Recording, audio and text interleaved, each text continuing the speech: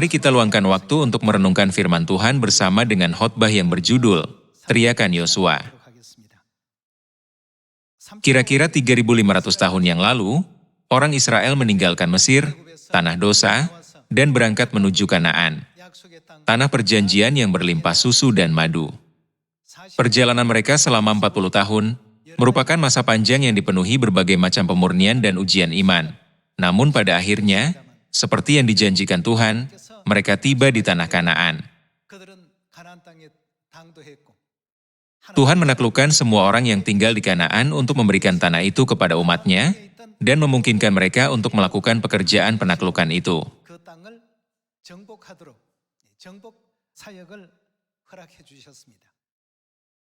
Sepanjang prosesnya, Tuhan menyertai bangsa Israel, dan penaklukan mereka sepenuhnya diselesaikan tanpa kesulitan. Kita dapat menelusuri perjalanan mereka, dari pasal pertama sampai pasal terakhir dalam kitab Yosua. Alkitab mencatat bahwa hanya Yosua dan Kaleb yang memasuki tanah Kanaan, dari 600.000 orang yang keluar dari Mesir. Ada sesuatu yang istimewa tentang kedua orang ini. Mereka tidak hanya memiliki harapan yang besar akan Kanaan, tetapi mereka juga memiliki iman yang teguh akan janji Tuhan. Bukankah kita sekarang menerima janji Tuhan untuk kerajaan sorga? Kerajaan sorga yang kekal, kini semakin dekat. Selama perjalanan 40 tahun di padang gurun, bangsa Israel menjadi lelah dan berkata, "Bukankah lebih baik kita tinggal di padang gurun saja?" Atau, bukankah lebih baik kembali ke masa-masa ketika kita tinggal di Mesir? Alkitab menjelaskan bahwa ada berbagai macam tipe orang. Di zaman ini juga, ada banyak orang yang percaya kepada Tuhan, dan memimpikan serta mengharapkan kerajaan sorga. Tetapi pada akhirnya, mereka menyerah pada keinginan duniawi, mengingat kesenangan yang mereka miliki di masa lalu, atau jatuh ke dalam pencobaan seperti itu, dan akhirnya kehilangan atau melepaskan kerajaan sorga yang kekal.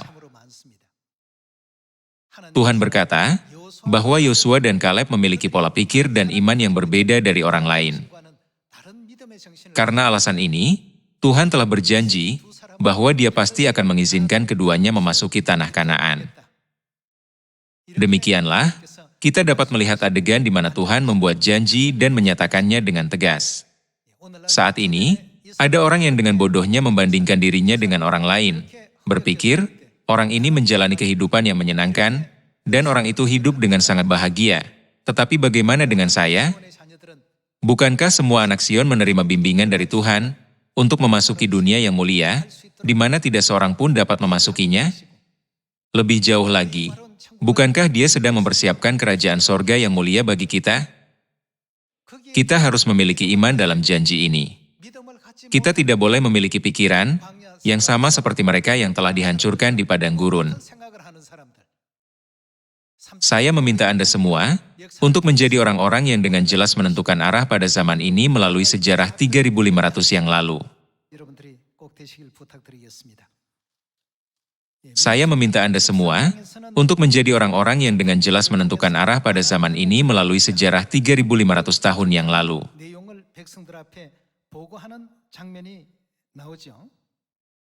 Kebanyakan orang menyampaikan berita busuk kepada orang-orang, tetapi Yosua dan Kaleb tidak melakukan sedemikian. Mereka meyakinkan bahwa itu adalah janji yang dibuat oleh Tuhan, dan janji itu tidak akan berubah sama sekali. Mereka berkata, yang melindungi mereka sudah meninggalkan mereka, sedang Tuhan menyertai kita, janganlah takut kepada mereka. Apa yang diteriakan oleh Yosua? Mereka akan kita telan habis. Yosua juga pasti merasa takut terhadap orang enak yang berasal dari orang-orang raksasa di Kanaan. Bukankah begitu? Dia mungkin tidak berbeda dengan 10 pengintai lainnya dalam hal yang dia lihat dan rasakan. Namun, perbedaannya ada dalam hal ini. Meskipun mereka semua melihat hal yang sama dan merasakan ketakutan yang sama, Yosua dan Kaleb memiliki Tuhan yang hidup di dalam hati mereka, dan memiliki kepercayaan dan iman yang mutlak terhadap janji Tuhan. Namun, orang-orang lain melihat keadaan mereka, membuang janji Tuhan, seolah-olah janji Tuhan tidak ada artinya, dan hanya berfokus pada masalah yang mereka hadapi di dunia nyata. Makanya, mereka meragukan kemenangan mereka, mengatakan bahwa mereka tidak akan pernah bisa menaklukkan orang-orang itu, melihat dirinya seperti belalang di mata mereka sendiri, sementara yang lain tampak seperti manusia. Meskipun tanah itu dijanjikan Tuhan kepada mereka, mereka kehilangan iman kepada Tuhan dan menjadi putus asa. Sejarah 3.500 tahun yang lalu, terulang kembali, bahkan di zaman sekarang ini. Semuanya, kita harus menjadi orang seperti apa? Haruskah kita menjadi seperti Yosua dan Kaleb, yang memiliki iman akan negeri yang berlimpah dengan susu dan madu, yang Tuhan janjikan untuk diberikan kepada kita? Atau haruskah kita berkecil hati dan menyerah, berpikir mereka seperti manusia dan kita seperti belalang? Di zaman ini, kita sekarang berada di persimpangan jalan. Kita hidup dalam posisi yang sama seperti mereka. Jika tidak memiliki harapan yang kuat akan kerajaan sorga, kita juga mungkin berpikir, aku ingin melakukannya seperti orang lain di dunia, tanpa membuat persiapan apapun untuk iman, hanya melihat berbagai masalah dunia yang mencolok. Akibatnya, hal ini mengarah ke situasi di mana kita pasti akan mengalami banyak godaan. Bilangan pasal 14 ayat 6. Tetapi Yosua bin Nun dan Kaleb bin Yefune, yang termasuk orang-orang yang telah mengintai negeri itu, mengoyakkan pakaiannya, dan berkata kepada segenap umat Israel, negeri yang kami lalui untuk diintai itu adalah luar biasa baiknya. Jika Tuhan berkenan kepada kita, maka Ia akan membawa kita masuk ke negeri itu dan akan memberikannya kepada kita, suatu negeri yang berlimpah-limpah susu dan madunya. Hanya, janganlah memberontak kepada Tuhan, dan janganlah takut kepada bangsa negeri itu, sebab mereka akan kita telan habis. Yang melindungi mereka sudah meninggalkan mereka, sedang Tuhan menyertai kita, janganlah takut kepada mereka. Ini adalah teriakan Yosua. Mereka akan kita telan habis. Jika Tuhan berkenan kepada kita, maka Ia akan membawa kita masuk ke negeri itu dan akan memberikannya kepada kita, suatu negeri yang berlimpah-limpah susu dan madunya. Dengan cara ini, mereka berteriak bahwa tidak peduli seberapa besar dan kuatnya musuh mereka, betapapun tak tertembusnya benteng mereka, Tuhan telah berjanji memberikan tanah itu kepada orang Israel dengan cara apapun. Mereka memiliki keyakinan penuh terhadap janji-janji yang dikaruniakan Tuhan kepada umat manusia. Dan hanya kedua orang ini yang memasuki tanah Kanaan. Di antara 600.000 laki-laki berusia 20 tahun ke atas yang keluar dari Mesir, hanya 2 yang masuk ke tanah Kanaan, negeri yang berlimpah susu dan madu. Dengan demikian, kita dapat memahami bahwa Tuhan membuat sejarah ini 3.500 tahun yang lalu untuk menyadarkan kita bahwa hanya mereka yang memiliki harapan mutlak akan kerajaan sorga saat ini, yang dapat masuk ke dalam kerajaan sorga yang kekal, yang telah dijanjikan dan disiapkan Tuhan, bukan?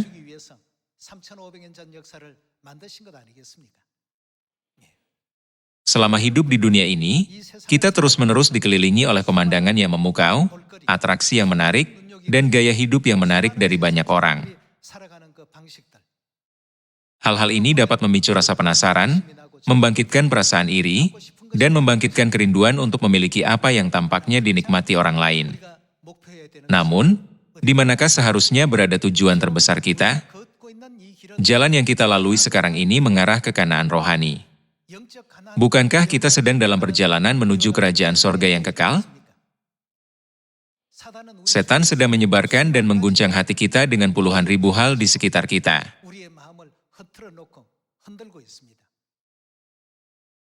Semuanya, kita harus tetap waspada pada saat-saat seperti itu. Daripada berpikir, ini bukan masalah besar, bukankah orang lain juga melakukannya? Kita harus percaya sepenuhnya bahwa hidup kita jelas berbeda dari orang lain. Kita harus menjadi orang-orang yang dapat bergabung dalam teriakan yang dibuat Yosua pada waktu itu. Mereka akan kita telan habis. Bukan karena Yosua memiliki keberanian besar dan unggul dalam berlari dan mengerahkan pasukan sehingga dia membuat teriakan ini. Dia yakin bahwa, terlepas dari kekurangan dan ketidakmampuannya, tanah Kanaan yang berlimpah dengan susu dan madu, pasti akan menjadi milik bangsa Israel, karena Tuhan telah berjanji untuk memberikannya kepada mereka. Sama halnya dengan kerajaan sorga yang kekal. Ketika kita memiliki iman yang mutlak akan kerajaan sorga, dan dengan teguh percaya pada janji-janji Tuhan, kita dapat mengatasi berbagai pencobaan dan penderitaan dunia. Jika tidak, kita akan terjebak dalam kebodohan dan penyesalan, karena melirik dunia dengan sebelah mata, berpikir, orang itu hidup seperti itu, dan orang ini hidup seperti ini. Pada awalnya, hal-hal kerajaan sorga menjadi prioritas utama, kemudian menjadi prioritas kedua, lalu ketiga, dan secara bertahap kepentingannya semakin berkurang. Beginilah orang Israel mulai sujud kepada patung anak lembu emas, dan tergoda oleh para perempuan Moab.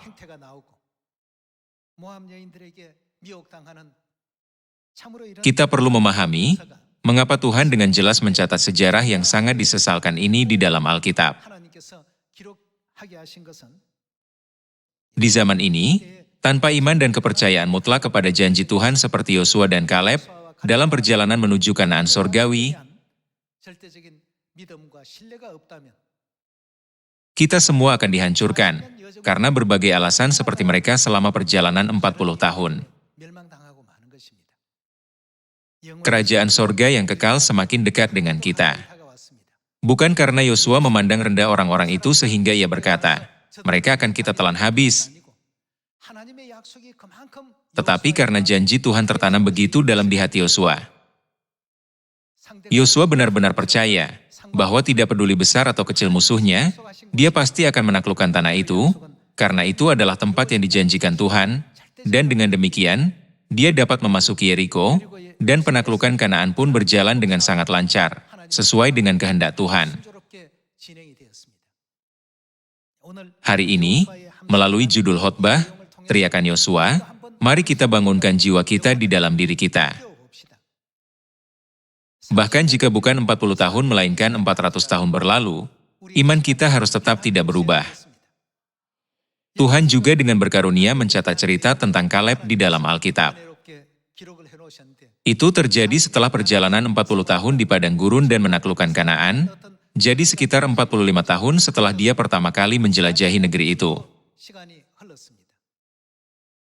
Karena dia berusia 40 tahun, ketika dia dipanggil untuk menjelajahi tanah Kanaan.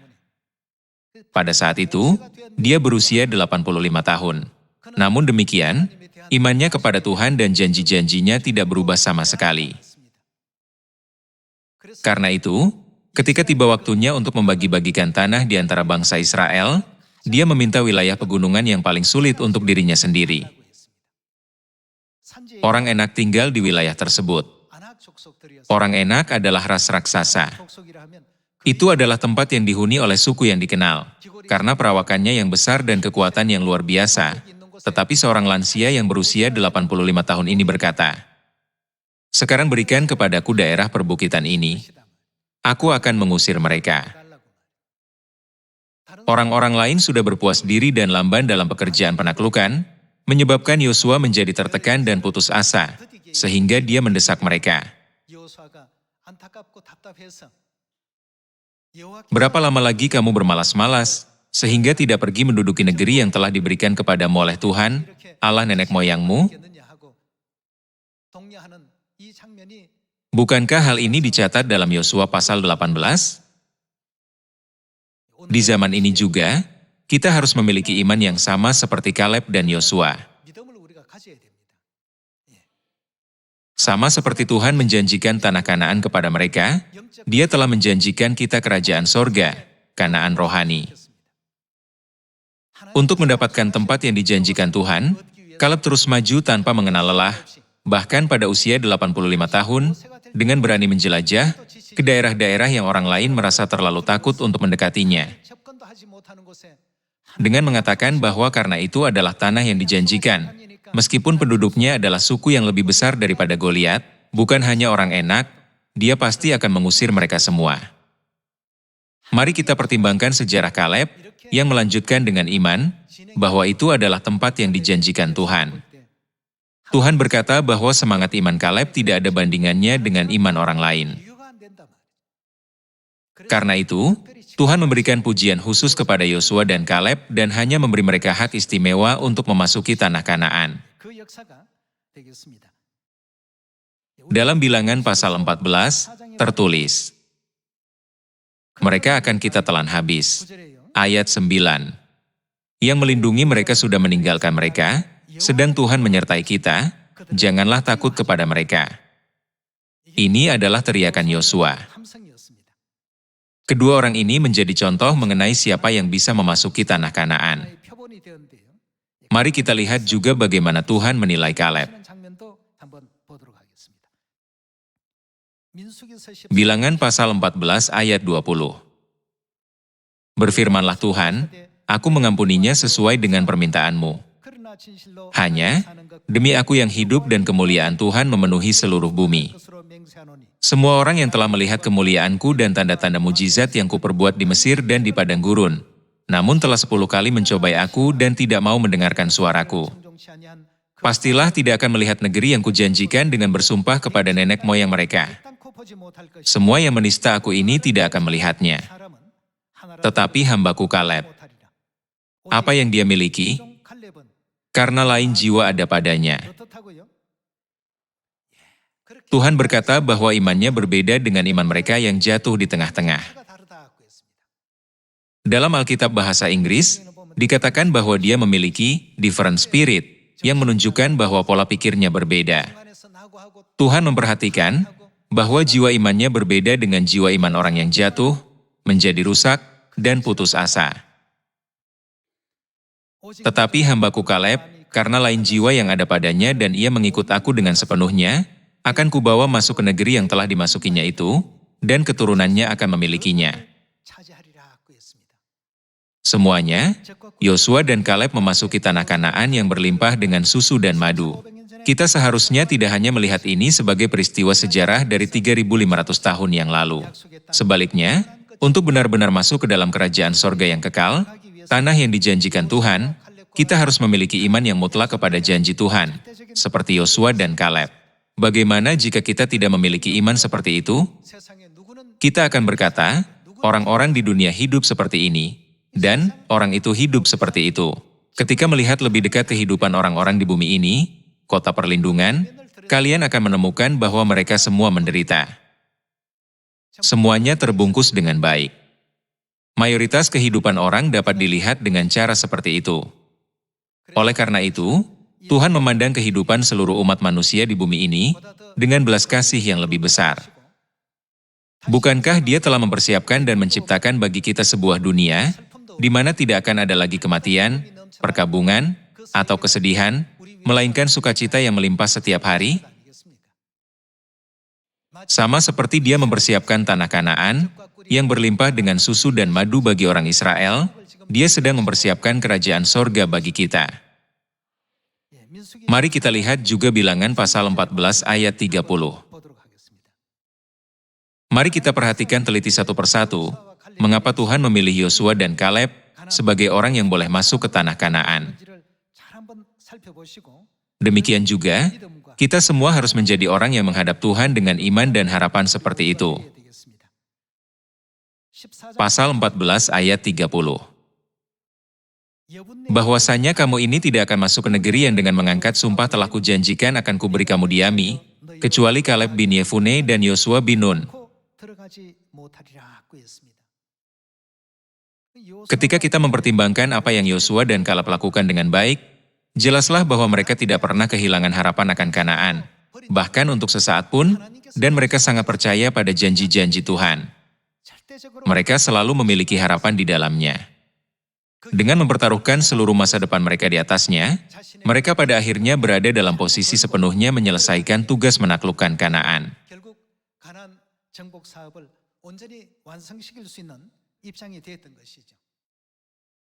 Mari kita beralih ke kitab Yosua pasal 18.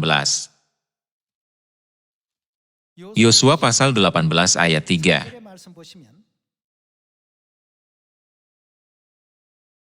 Sebab itu berkatalah Yosua kepada orang Israel, "Berapa lama lagi kamu bermalas-malas, sehingga tidak pergi menduduki negeri yang telah diberikan kepadamu oleh Tuhan, Allah nenek moyangmu?" Di dalam Alkitab Bahasa Indonesia masa kini, ada tertulis, "Kalian mau menunggu sampai kapan lagi? Baru kalian pergi menduduki daerah yang diberikan Tuhan?" Tuhan sudah berjanji untuk memberikan seluruh tanah Kanaan kepada orang Israel, bukan?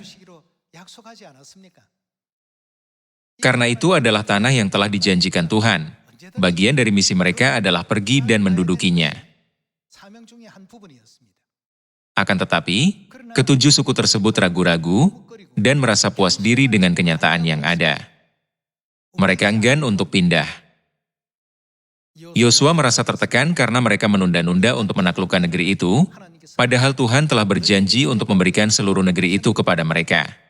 Sebab itu, dia berkata, "Berapa lama lagi kamu bermalas-malas, sehingga tidak pergi menduduki negeri?" Di sisi lain, Kaleb tidak seperti mereka. Mengapa Tuhan mengizinkan Yosua dan Kaleb memasuki tanah Kanaan yang berlimpah susu dan madu? Mari kita lihat Yosua pasal 14 ayat 6. Bani Yehuda datang menghadap Yosua di Gilgal. Pada waktu itu berkatalah Kaleb bin Yefune, orang Kenas itu, kepadanya, "Engkau tahu firman yang diucapkan Tuhan kepada Musa, abdi Allah itu, tentang aku dan tentang engkau di Kades Barnea.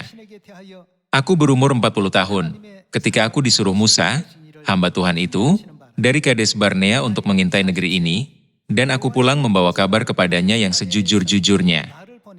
Sedang saudara-saudaraku, yang bersama-sama pergi ke sana dengan aku, membuat tawar hati bangsa itu, aku tetap mengikuti Tuhan, Allahku, dengan sepenuh hati." Pada waktu itu Musa bersumpah, katanya, "Sesungguhnya tanah yang diinjak oleh kakimu itu akan menjadi milik pusakamu dan anak-anakmu sampai selama-lamanya, sebab engkau tetap mengikuti Tuhan, Allahku, dengan sepenuh hati." Jadi sekarang, sesungguhnya Tuhan telah memelihara hidupku, seperti yang dijanjikannya.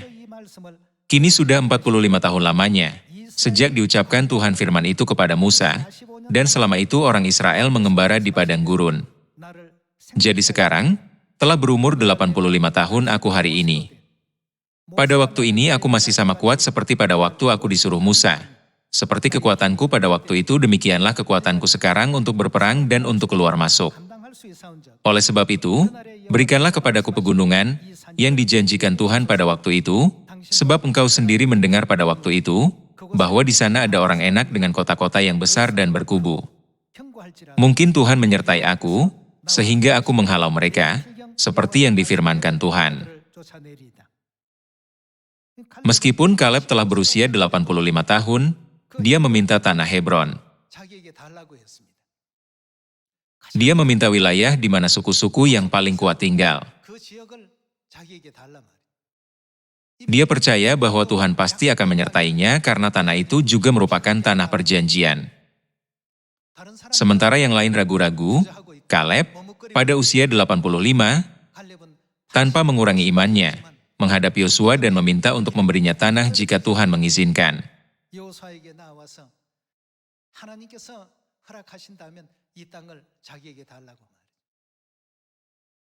Hal ini dimungkinkan karena dia benar-benar percaya bahwa seluruh tanah Kanaan telah dijanjikan oleh Tuhan bagi bangsa Israel, dan dengan demikian, Tuhan akan menolongnya mengusir orang-orang yang paling kuat sekalipun.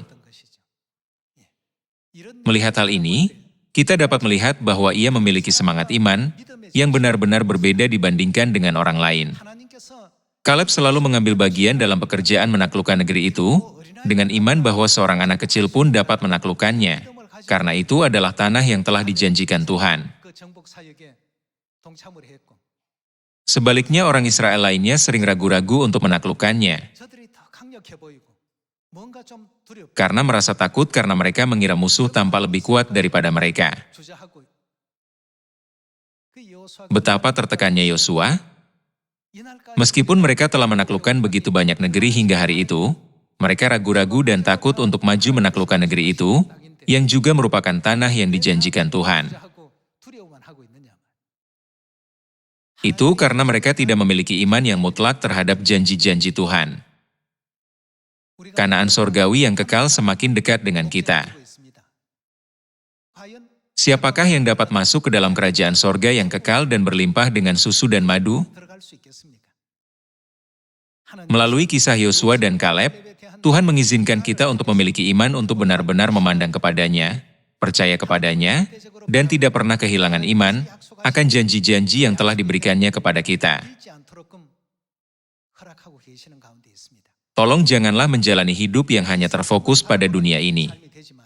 Sebaliknya, saya meminta Anda sekalian untuk memiliki iman layak, untuk menikmati sukacita dan berkat kekal di dunia yang mulia, di mana tidak ada lagi kematian atau perkabungan. Mari kita lihat kitab Yosua pasal 1. Mari kita lihat ayat 1-9. Sesudah Musa hamba Tuhan itu mati, berfirmanlah Tuhan kepada Yosua bin Nun, abdi Musa itu, demikian. Hambaku Musa telah mati, sebab itu bersiaplah sekarang, seberangilah sungai Yordan ini, engkau dan seluruh bangsa ini, menuju negeri yang akan kuberikan kepada mereka, kepada orang Israel itu. Setiap tempat yang akan diinjak oleh telapak kakimu kuberikan kepada kamu, seperti yang telah kujanjikan kepada Musa. Demikianlah janji Tuhan. Setiap tempat yang akan diinjak oleh telapak kakimu kuberikan kepada kamu. Tuhan berulang kali berjanji untuk memberikannya kepada mereka, tidak peduli seberapa kuat penduduknya, atau seberapa berbahaya medannya. Ayat 4. Dari padang gurun dan gunung Libanon yang sebelah sana itu sampai ke sungai besar, yakni sungai Efrat, seluruh tanah orang Het, sampai ke laut besar di sebelah matahari terbenam. Semuanya itu akan menjadi daerahmu. Seorang pun tidak akan dapat bertahan menghadapi engkau seumur hidupmu. Seperti aku menyertai Musa, demikianlah aku akan menyertai engkau. Aku tidak akan membiarkan engkau dan tidak akan meninggalkan engkau. Kuatkan dan teguhkanlah hatimu, sebab engkaulah yang akan memimpin bangsa ini memiliki negeri yang kujanjikan dengan bersumpah kepada nenek moyang mereka untuk diberikan kepada mereka. Dengan cara ini, Tuhan berulang kali meyakinkannya tentang tanah Kanaan yang berlimpah susu dan madu, dan Dia memenuhi janjinya sesuai dengan firman-Nya. Ketika tentara Israel lemah, Dia mengirim hujan es untuk mengalahkan musuh-musuh mereka. Tuhan senantiasa menolong dia dengan cara ini dan ke arah itu, apapun yang ia upayakan. Kita juga harus mengalami dan menyadari bahwa Tuhan menolong kita dalam segala hal yang kita lakukan senantiasa. Sama seperti Yosua dan Kaleb menaruh harapan mutlak pada tanah Kanaan dan memegang teguh imannya, kita juga harus berusaha untuk menjadi seperti mereka, sehingga kita semua dapat dinilai karena memiliki semangat iman yang berbeda dari orang lain.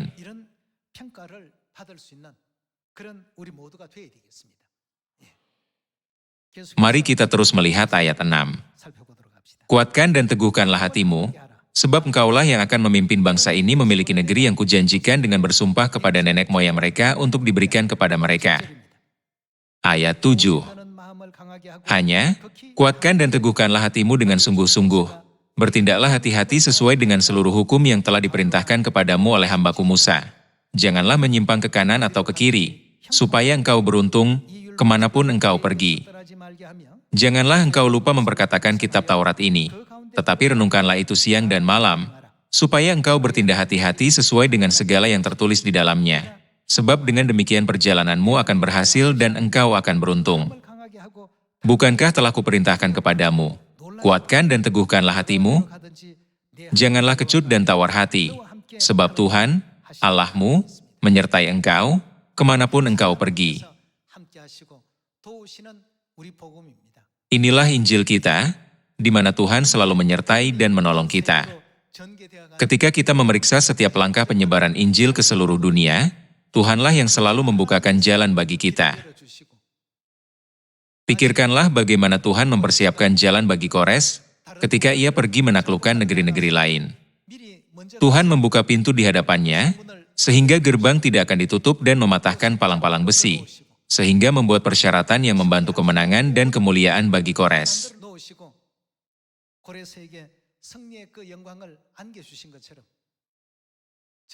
Demikian pula saat ini, jika kita memiliki iman kepada janji-janji Tuhan seperti Yosua yang berseru, mereka akan kita telan habis, kita semua dapat menjadi Yosua. Semua orang dapat menjadi Kaleb. Dengan iman yang teguh seperti itu, janganlah kita kehilangan kerajaan sorga, bahkan untuk sesaat pun. Betapa bahagianya mereka yang masuk sorga? Jika kita memiliki iman yang teguh dalam kerajaan sorga, betapa bahagianya kita?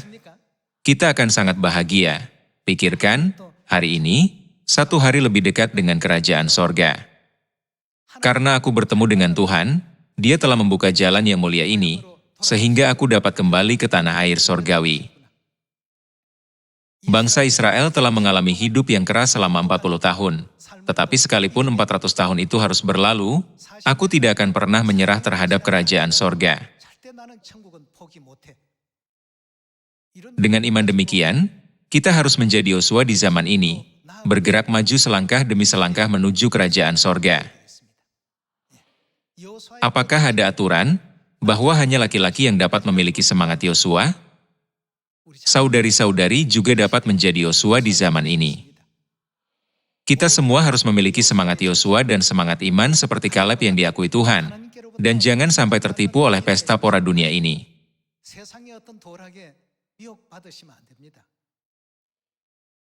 Cepat atau lambat, hal ini pasti akan menjadi sumber penyesalan, dan itu akan sangat menyulitkan.